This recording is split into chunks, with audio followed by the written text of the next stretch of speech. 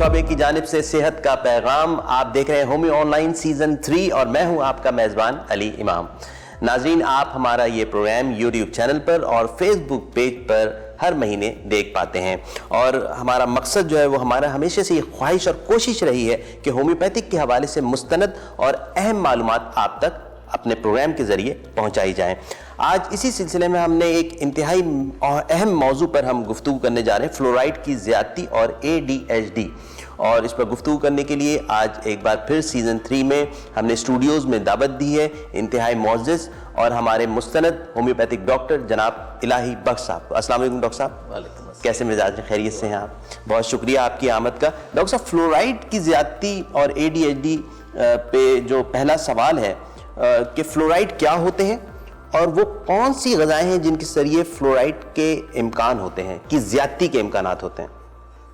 دیکھیں، فلورائڈ وہ تمام مرکبات ہیں جن میں فلورین کا عنصر پایا جاتا ہے. ٹھیک ہے. فلورین قدرتی طور پر یا فلورائڈ کی مرکبات قدرتی طور پر جن چیزوں میں پائے جاتے ہیں ان میں چائے اور کافی ہے. ٹھیک ہے. اس کے علاوہ اور بھی بہت سی چیزیں ہو سکتی ہیں، اجناس بھی ہو سکتے ہیں، لیکن یہ انحصار اس پر ہے کہ جہاں اگائی گئی ہے وہاں فلورین، زمین میں کتنی فلورین تھی، ٹھیک ہے، اس پر انحصار ہوگا. ورنہ ہر جنس میں یا ہر قسم کے اجناس میں جو ہے وہ ایسی چیز نہیں ہوتا ہے، فلورین نہیں پائی جاتی. ٹھیک ہے. اب سوال یہ پیدا ہوتا ہے کہ فلورین ہمیں کہاں کہاں سے ملتی ہے. تو بنیادی طور پہ جو ہمیں کمیونٹی سپلائی واٹر ہوتا ہے، اس کے ذریعے فلوریٹڈ واٹر ہمیں سپلائی کیا جاتا ہے. ٹھیک ہے. یہ کب شروع ہوا؟ اگر ہم جائزہ لیں تو 1940 میں امریکہ میں جب سروے ہوا کہ بہت سے ایسے علاقے ہیں جہاں پر بچوں اور بڑوں میں دانت جلدی یا عمر سے پہلے ہی گلنے سڑنے لگتے ہیں. تو وہاں پر پھر جائزہ لیا گیا کہ یہاں پر کون سی ایسی چیز ہے جس کی وجہ سے ایسا ہو رہا ہے. تو وہاں پہ فلورین کی کمی کو محسوس کیا گیا اور پھر ان کے لیے اجتماعی طور پر فلوریٹڈ واٹر جو ہے وہ سپلائی کیا جانے لگا. یعنی فلورین کی ایک خاص مقدار جو ہے وہ ہمیں ٹیپ واٹر کے ذریعے سپلائی ہوئی، جو کہ پینے میں استعمال میں آتی تھی یا کھانے پینے کی چیزیں بنانے میں استعمال میں ہوتی تھی. تو اس صورت میں یہ استعمال شروع ہوا. لیکن بعد ازاں بہت سارے ایسے حقائق بھی سامنے آئے جو کہ سن 2000 میں بھی اور 1900 کے کچھ آخری سالوں میں بھی، کہ جہاں جہاں فلورین کا استعمال یا فلوریٹڈ واٹر زیادہ مقدار میں فلورین کا کنزپشن ہوا، وہاں کے بچوں میں ADHD پایا جانے لگا. اچھا.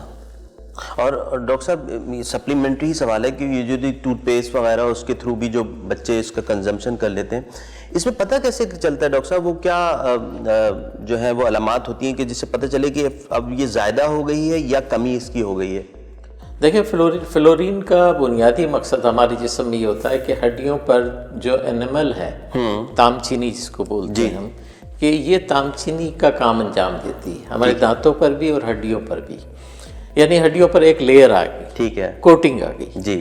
اگر ہم فلورین کا استعمال زیادہ کریں گے تو یہ کوٹنگ صرف دانتوں تک ہی محدود نہیں رہے گی، بلکہ ہماری دیگر ہڈیوں پر بھی آئے گی، اور خاص طور پر ہماری ریڑھ کی ہڈی پر جب آتی ہے تو ریڑھ کی ہڈی کی موومنٹ کو سخت کر دیتی ہے. یا ایک بعض اوقات تو شدید ترین قسم کا جو فلوروسس ہوتا ہے اس میں تو ایسا لگتا ہے جیسے ریڑھ کی ہڈی صرف ایک ہڈی بن گئی، وہ مہرے ختم ہو جاتے ہیں آپس میں، جو ہے وہ مکس اپ ہو جاتے ہیں. تو اس سے اندازہ لگا لیجئے کہ فلورین جو ہے وہ کیا کردار ادا کرتا ہے ہماری باڈی میں. ہماری باڈی کو مضبوط ضرور کرتا ہے، ہڈیوں کے لیے ضروری ہے کہ فلورین کا استعمال کیا جائے. لیکن آپ نے سوال کیا کہ بچے عمومی طور پہ جیسے ٹوتھ پیسٹ میں فلورائڈ پایا جاتا ہے اور دیگر چیزیں، یقیناً بچے جو کہ فلورین کے ٹوتھ پیسٹ کو نگل لیتے ہیں یا زیادہ مقدار میں نگل لیں تو ان کو فوڈ پوائزننگ بھی ہو سکتی ہے. اور اگر مستقل تھوڑی تھوڑی مقدار میں نگلتے رہیں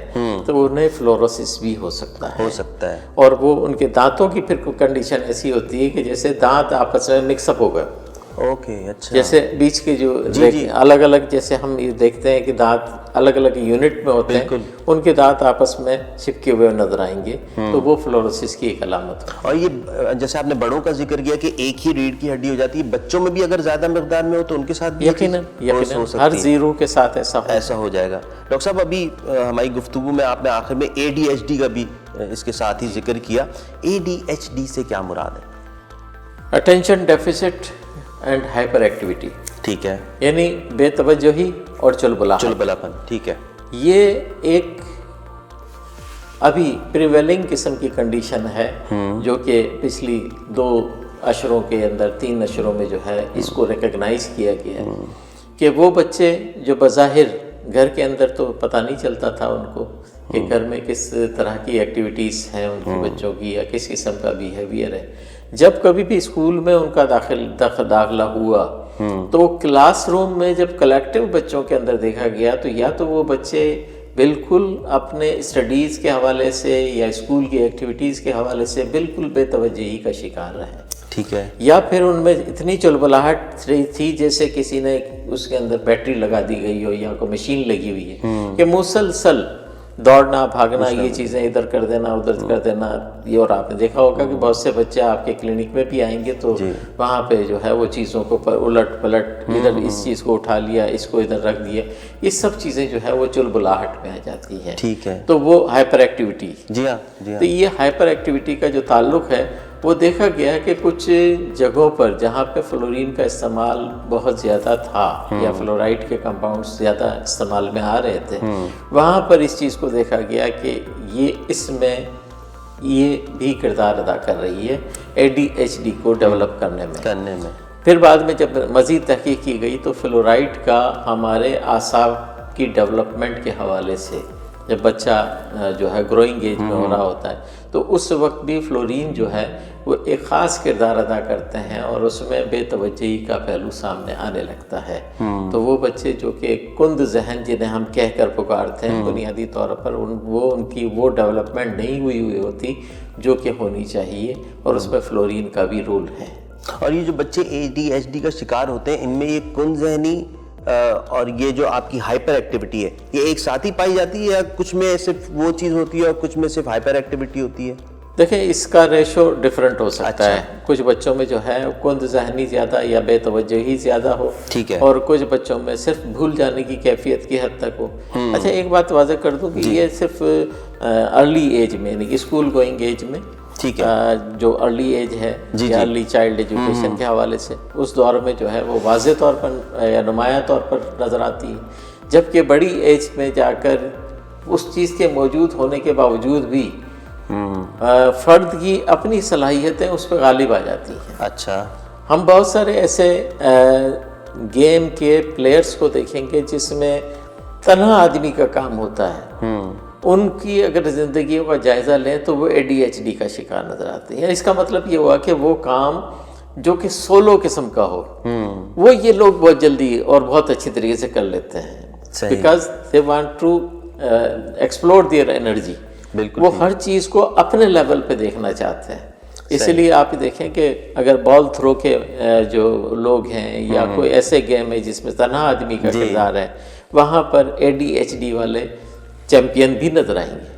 کیا بات. لیکن عام زندگی کے اندر انہیں بھول جانے, بے توجہی اور چلبلاہٹ کی وجہ سے خاصا شارٹ بیک یا مشکلات کا سامنا کرنا پڑتا ہے, اور معاشرتی طور پر وہ اپنے آپ کو پیچھے سمجھنے لگتے ہیں. بالکل ٹھیک ہے.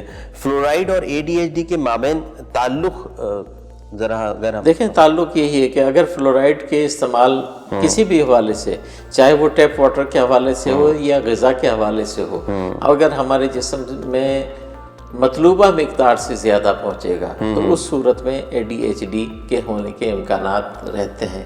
یعنی بے توجہی بھی ہو جائے گی اور اس میں چلبلاہٹ بھی, دونوں چیزیں پائی جائیں گی. لیکن اگر اسے ماڈریٹ کر لیا جائے تو وہ ٹھیک بھی ہو سکتے ہیں. اب یہاں سوال یہ پیدا ہوتا ہے کہ کیا فلورین یا فلورائڈ جو ہے ہمارے جسم میں داخل ہونے کے بعد اس کا اخراج بھی ہے یا نہیں ہے؟ اس کا ازالہ بالکل تو اخراج نہیں ہے اس کا. ٹھیک ہے, یعنی ایک مرتبہ ہمارے جسم میں داخل ہو جاتی ہے تو اس کا نہیں ہے, خروج نہیں ہے. اب وہ کس طرح سے ہوتی ہے؟ لیکن ٹھیک ہے، یہ بہت اچھی بات، ایک ایڈیشنل ایک چیز آپ نے بتائی کہ اس کا خروج نہیں ہے، لیکن اگر اس کے سبب جو اثرات آپ کے اندر آ گئے ہیں تو ان کا کیا ازالہ ممکن ہے؟ دیکھیں، ازالہ میں اس حوالے سے کروں گا کہ ٹیشو سالٹس کے حوالے سے میں بات کروں گا کہ ہم جب بات جو ہے وہ آگے بڑھاتے ہیں جی کہ ٹیشو سالٹس کا بنیادی مقصد چیزوں کو ان کی نسبت کے مطابق جسم کے مختلف حصوں میں پہنچانا ہے. ٹھیک ہے. یقیناً فلورین جو ہے یا فلورائڈ جو ہے وہ ہمارے جسم میں زیادہ مقدار میں اگر چلے جائیں جی اور ان کا خروج بھی ممکن نہ ہو تو کم از کم یہ تو ہو سکتا ہے کہ ان کو ان حصوں میں بھیج دیا جائے جہاں پر وہ کوئی زیادہ وائٹل رول ادا نہ کر رہا. ان کا تجمع جو ہے یا اس کا جو ڈپازٹ ہے وہ ہمارے ناخن میں ہو سکتا ہے، ہماری ہڈیوں پہ ہو سکتا ہے، ہمارے دماغ پہ نہ ہو، ہمارے پھیپھڑوں پہ نہ ہو، ہمارے گردوں پہ نہ ہو. تو یہ ڈسٹریبیوشن جو ہے اس میں کردار ٹیشو سالٹ کا ہو سکتا ہے. ٹھیک ہے کہ ٹیشو سالٹ بطور میٹابولائٹس جو ہے وہ یہ کردار ادا کر سکتے ہیں. مکمل طور پہ نہیں کر سکتے ہیں لیکن مخصوص اس میں ان کا نہیں، مکمل طور پہ نہیں شافی ہوں گے، لیکن یہ کہ فلورین ایکسکریٹ آؤٹ نہیں ہوئی obviously، لیکن اپنے اپنے چیمبر یا مختلف جگہوں پہ تقسیم ہوگی. ٹھیک ہے ٹھیک ہے ٹھیک ہے.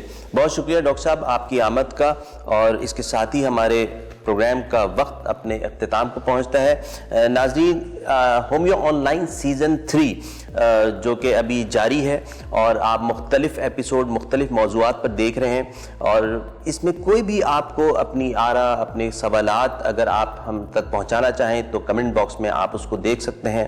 ہم آپ کے مشوروں پر ضرور انشاءاللہ عمل کریں گے اور ان سوالات کو اپنے آنے والے پروگرام میں انشاءاللہ کوشش کریں گے ہم اس کو شامل کریں.